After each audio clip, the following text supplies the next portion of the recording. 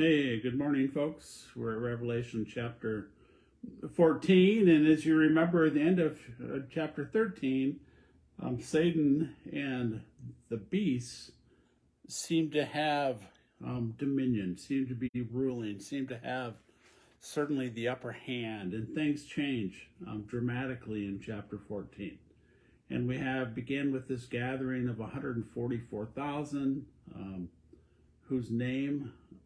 who had Jesus' name and his father's name written on their foreheads.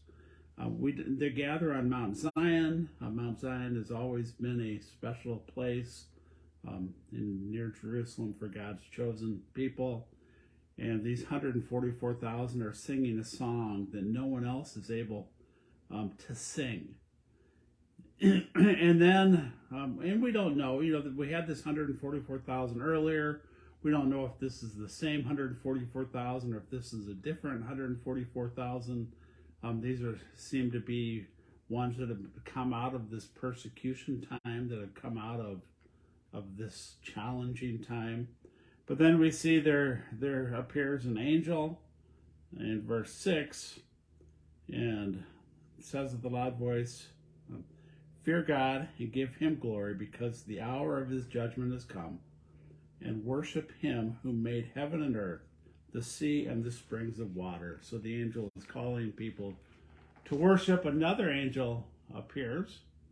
And then a third angel comes and says that you will drink of God's wrath if you worship the beast that we talked about yesterday, and if you receive the mark of the beast on your hand or forehead.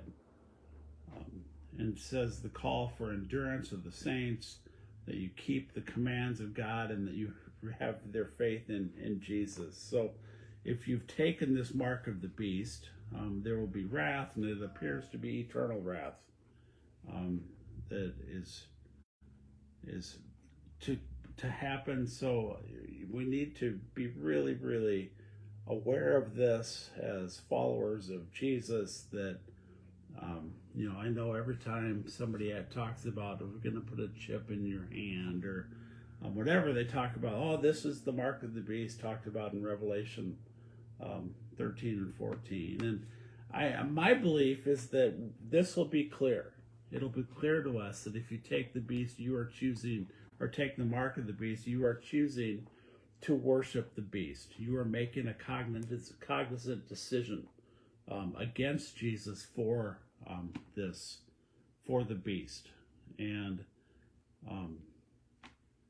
the call here is to continue to stay faithful to God's commands and faith in Jesus.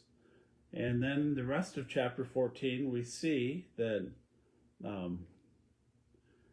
someone that looks like the Son of Man, so it must, we would assume that's Jesus, and another angel comes, and they are called to put their sickle and reap, for the hour to reap has come.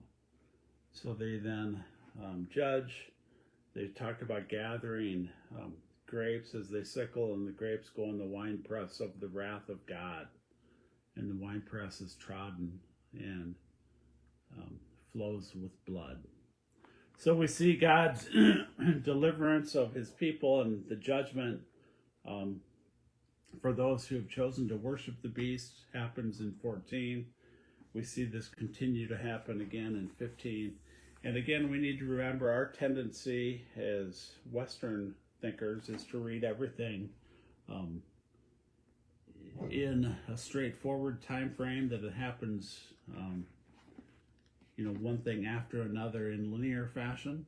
That is not how this is designed to be read. It could be the same thing over and over from a different perspective. We really don't know, but what we do know is the call to be faithful, and the call to remain faithful even in severe persecution. And this was written to the church, in a time where they would have been under severe persecution from Rome. So this would have given them tremendous hope and tremendous encouragement to stay faithful to God and faithful to God's commands and faithful to Jesus.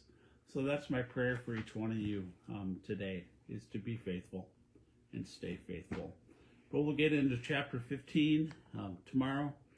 God bless. Let me know if what you're learning, and we'll see you tomorrow.